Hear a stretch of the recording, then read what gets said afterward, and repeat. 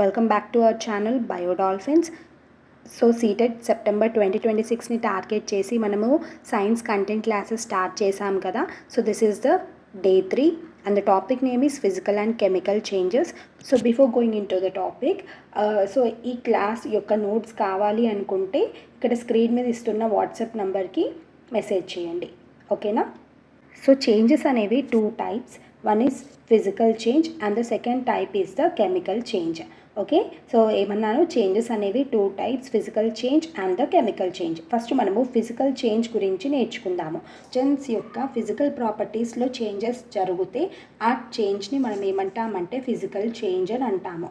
So ఇప్పుడు మీకు doubt రావచ్చు, what are physical properties. So physical properties అంటే నథింగ్ బట్ ఏదైనా సబ్స్టెన్స్ యొక్క కలర్, స్టేట్, షేప్,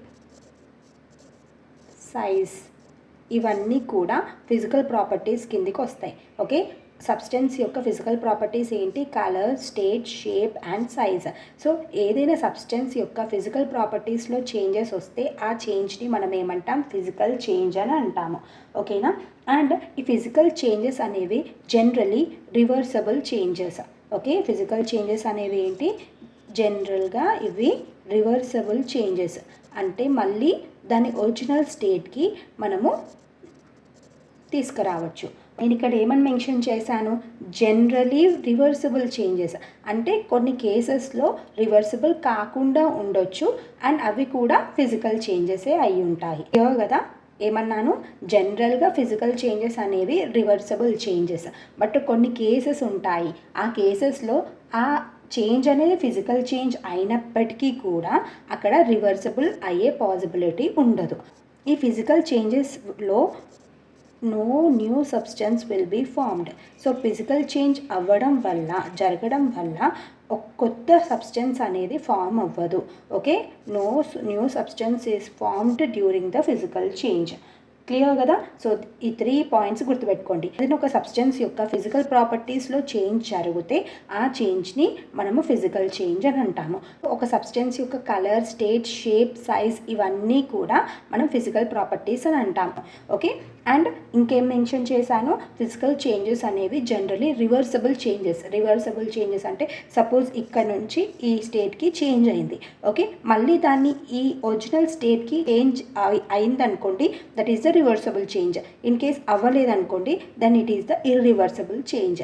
అండ్ ఈ ఫిజికల్ చేంజ్ వల్ల కొత్తగా ఏం ఫామ్ అవ్వదు, no new substance will be formed. మనము ఎగ్జాంపుల్స్ ఆఫ్ ఫిజికల్ చేంజెస్ చూద్దాము. Clear? So these are some of the examples of physical changes, ఓకేనా. ఇక్కడ చూడండి, ice melting. So melting of ice is the example of physical change. Ice melt అయి water form అవుతుంది, మళ్ళీ వాటర్ని freeze చేస్తే మళ్ళీ ఐస్ ఫామ్ అవుతుంది. So this is the reversible change. So next ఏంటి? Torn paper. ఒక పేపర్ని తీసుకొని మనం చింపినాం అనుకోండి, that is the physical change. ఎందుకంటే దానిలో సైజ్, దాని షేప్ అనేది చేంజ్ అవుతుంది కాబట్టి. బట్ ఇప్పుడు చినిగిన పేపర్ని మనం టేప్తో అతకబెడతాం, కానీ మళ్ళీ ఒరిజినల్ స్టేట్కి అయితే రాలేదు కదా, మళ్ళీ ముందున్న పేపర్ లెక్కనైతే అది ఫామ్ అవ్వలేదు కదా. ఇది ఇర్రివర్సబుల్ చేంజ్. అందుకే నేను ముందు మెన్షన్ చేశాను, physical changes are generally reversible changes. So కొన్ని సిచ్యువేషన్స్ ఉంటాయి ఇలా, అక్కడ ఈ రివర్సబుల్ సిచ్యువేషన్లో కూడా changes what? Physical change. Okay, clear కదా. Next sugar. సో షుగర్ని వాటర్లో డిజాల్వ్ చేస్తున్నాం. సో డిజాల్వ్ చేసిన తర్వాత దాని స్టేట్ అనేది చేంజ్ అవుతుంది. మళ్ళీ దాన్ని హీట్ చేసామనుకోండి, మళ్ళీ క్రిస్టలైజ్ అయ్యి మళ్ళీ షుగర్ అనేది ఫామ్ అవుతుంది కదా. So this is the reversible change and this is also the example of physical change. Okay, so the boiling of water. So వాటర్ని ఎప్పుడైతే మనం బాయిల్ చేస్తామో, సో బాయిల్ చేసినప్పుడు వేపర్స్ ఫామ్ అవుతాయి. సపోజ్ దాని మీద ఒక లిడ్ పెట్టండి, అప్పుడు ఏమవుతుంది? దీని మీద వాటర్ డ్రాప్లెట్స్ ఫామ్ అవుతాయి. అంటే ఇక్కడ వాటర్ వేపర్ స్టేట్కి వెళ్తుంది, మళ్ళీ అక్కడ నుంచి మళ్ళీ దాని ఒరిజినల్ స్టేట్ అయిన వాటర్ ఫామ్కి వచ్చేస్తుంది, లిక్విడ్ ఫామ్కి వస్తుంది. So that's why it is also a reversible change and it is a physical change. అర్థమైందా? నెక్స్ట్ మనము కెమికల్ చేంజ్ గురించి నేర్చుకుందాము. ఇక్కడ కెమికల్ చేంజ్లో ఏమవుతుందంటే 1 or more new substances will be formed. ఒక సబ్స్టెన్స్లో చేంజ్ రావడం వల్ల 1 or more న్యూ సబ్స్టెన్సెస్ అనేవి ఫామ్ అవుతాయి. ఆ టైప్ ఆఫ్ చేంజ్ని మనం కెమికల్ చేంజ్ అని అంటాము. So this is nothing but a chemical reaction. Okay, chemical రియాక్షన్లో అదే అవుతుంది కదా. సపోజ్ ఒక ఏ అండ్ బి రియాక్ట్ అవ్వడం వల్ల మనకి సి ఫామ్ అవుతుంది. So this C is a new substance. Okay, so ఈ టైప్ ఆఫ్ చేంజ్ని మనం ఏమంటాం, కెమికల్ చేంజ్ అని అంటాము. ఓకేనా. Along with new substance formation some chemical changes will happen. Okay, so ఇక్కడ న్యూ సబ్స్టెన్స్ ఫామ్ అవ్వడం వల్ల కొన్ని కెమికల్ చేంజెస్ అనేవి జరుగుతాయి. లైట్ అనేది, హీట్ ఆర్ లైట్ అనేది రిలీజ్ అవ్వడం కానీ అబ్జర్బ్ అవ్వడము కానీ జరుగుద్ది. Okay, and sometimes sound produce అనేది అవుతుంది రియాక్షన్ జరిగినప్పుడు, చేంజ్ జరిగినప్పుడు. ఓకే, కలర్ చేంజ్ కూడా జరగవచ్చు, గ్యాస్ ఫామ్ అవ్వచ్చు, some smell will be produced during the reaction. And ఈ మెయిన్గా గుర్తుపెట్టుకోవాల్సింది ఏంటంటే కెమికల్ రియాక్షన్స్ అనేవి ఏంటి, ఇర్రివర్సబుల్ చేంజెస్. ఓకేనా, అంటే సపోజ్ ఏ అండ్ బి అనేది రియాక్ట్ అయింది, రియాక్ట్ అయ్యి సి ఫామ్ అయింది కదా, మళ్ళీ సి నుంచి మళ్ళీ A and B old products form అవ్వాలంటే అవ్వలేవు. ఓకే, సో ఈ కెమికల్ చేంజెస్ అనేవి ఇర్రివర్సబుల్ చేంజెస్. యూజువలీ మోస్ట్లీ మనకి కెమికల్ చేంజెస్ అనేవి ఇర్రివర్సబుల్ చేంజెసే అయి ఉంటాయి. Okay, examples of chemical changes. So chemical చేంజ్కి ఎగ్జాంపుల్ వచ్చేసి rust iron chain. Iron chain rust పట్టడము, సారీ ఇక్కడ రివర్స్లో వచ్చేసింది. This is the rusting of iron chain and this is burning of would. Burning of wood is a chemical change and rusting of iron is also a chemical change. Baking మనకి chemical చేంజెస్కి examples. So ఇవే కాకుండా digestion of food, మన బాడీలో food digestion అవుతూ ఉంటుంది కదా, so that is also a chemical change. That is also a chemical change. Ripening of fruits, fermentation of grapes, explosion.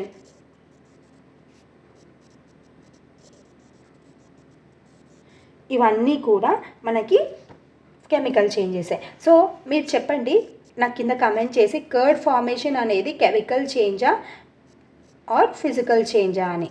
Okay, definitely don't forget to comment below. Curd formation అనేది chemical or physical change అనేది కింద comment చేయండి. ఓకేనా. So this is all about chemical and physical changes. Clear కదా. Next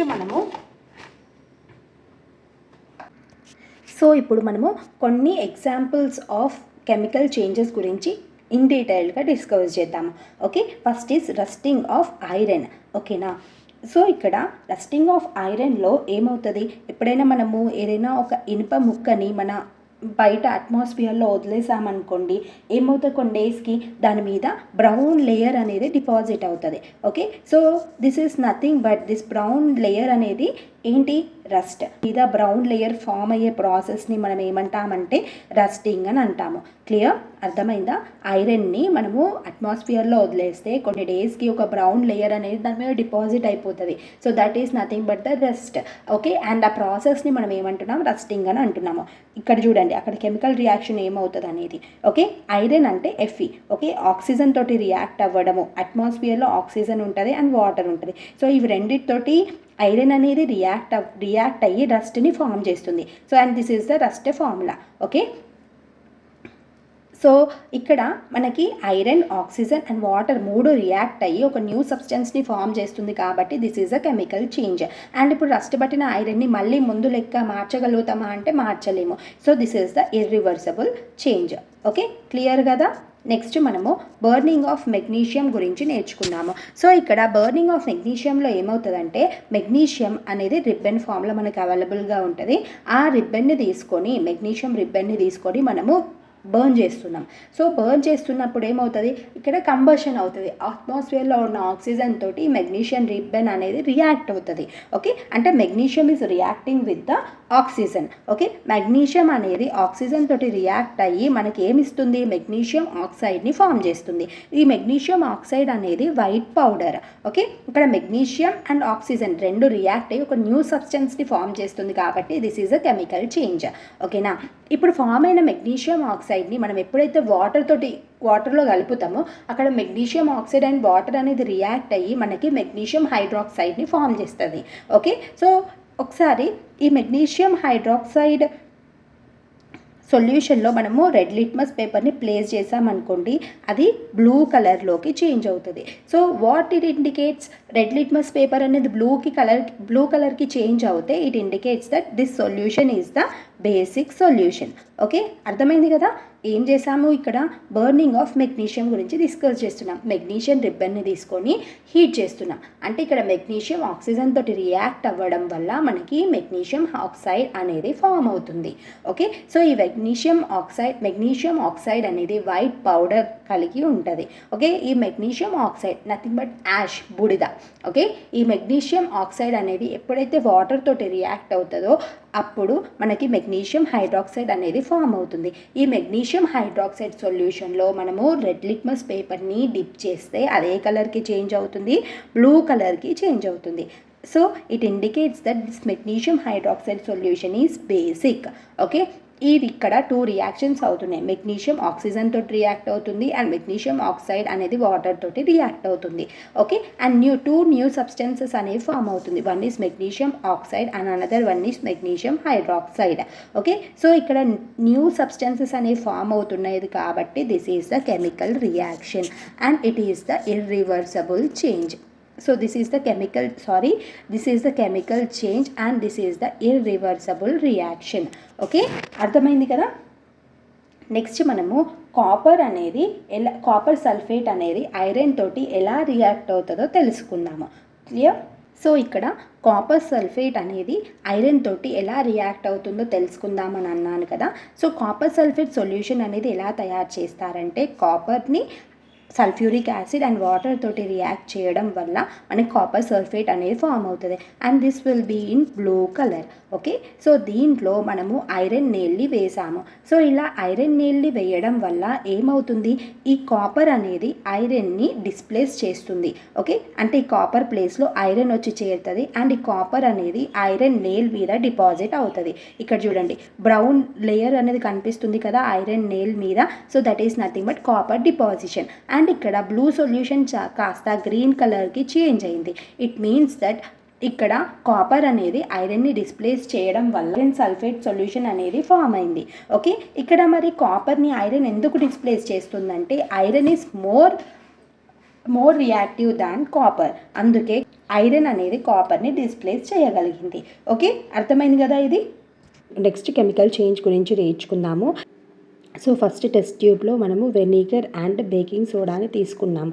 okay, so vinegar and baking soda react అవ్వడం వల్ల మనకు carbon dioxide ఇంకా అదర్ సబ్స్టెన్సెస్ అనేవి ఫామ్ అవుతాయి. ఓకే, అర్థమైందా. Vinegar and baking soda react అవ్వడం వల్ల కార్బన్ డైఆక్సైడ్ గ్యాస్ రిలీజ్ అవుతుంది అండ్ ఇంకా అదర్ సబ్స్టెన్సెస్ అనేవి ఫామ్ అవుతున్నాయి. ఓకే, సో వెనిగర్ అనేది బేకింగ్ సోడా తోటి రియాక్ట్ అయినప్పుడు ఒక గ్యాస్ అనేది రిలీజ్ అవుతుంది.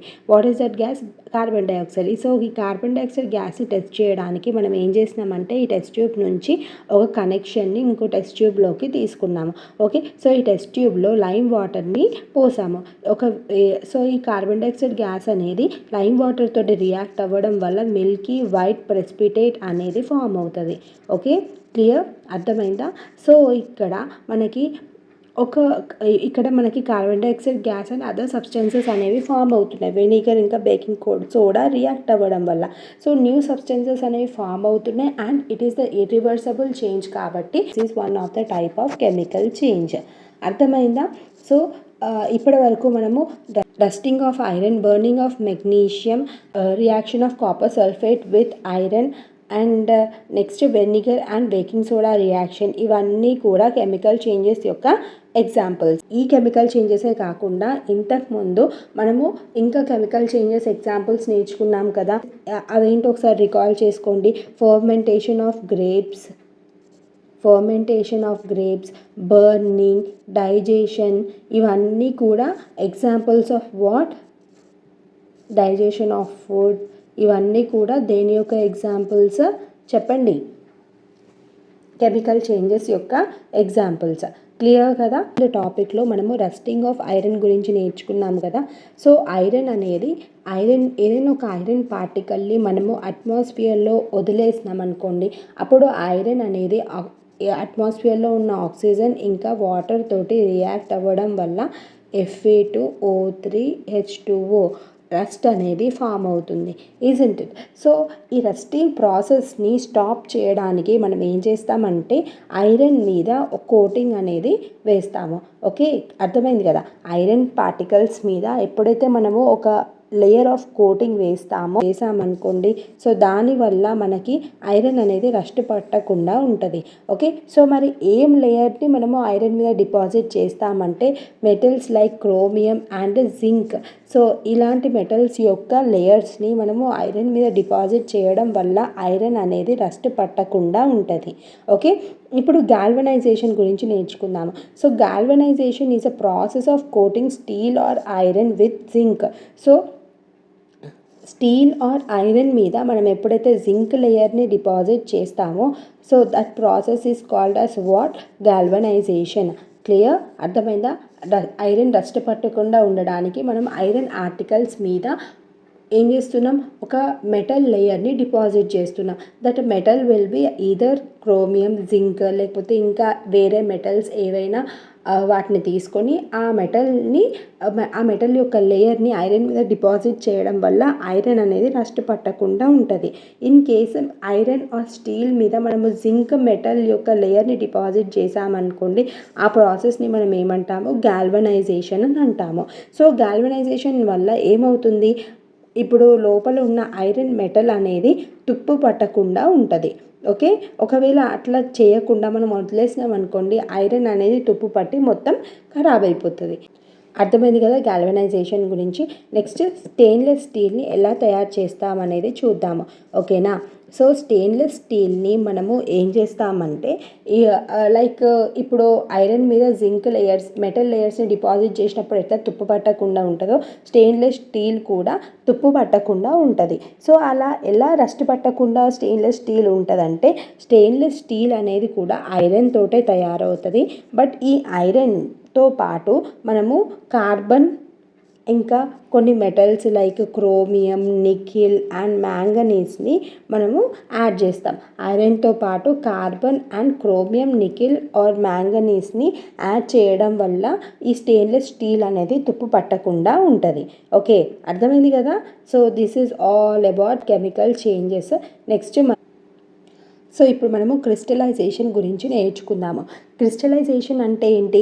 ఏదైనా ఒక లిక్విడ్ సబ్స్టెన్స్ అనేది సాలిడిఫై అవుతుంది కదా, హైలీ స్ట్రక్చర్డ్ సాలిడ్స్ లాగా మారుతాయి కనుక దాని ప్రాసెస్ని మనము క్రిస్టలైజేషన్ అని అంటాము.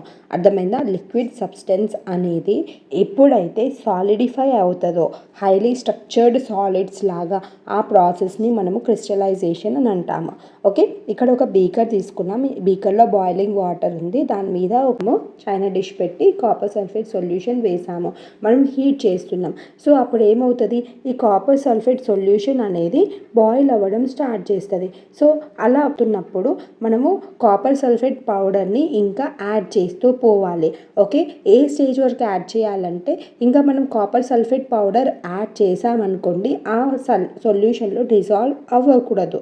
సో ఆ స్టేజ్ వరకు మనం కాపర్ సల్ఫేట్ సొల్యూషన్ని ఈ బాయిలింగ్ వాటర్లో యాడ్ చేసి స్టర్ చేస్తూ ఉండాలి. దాని తర్వాత కొంతసేపు మనం పక్కకు పెట్టేసామనుకోండి ఆ చైనా డిష్ని, అప్పుడు దాంట్లో మనకి ఇలాంటి highly structured copper sulfate will be formed.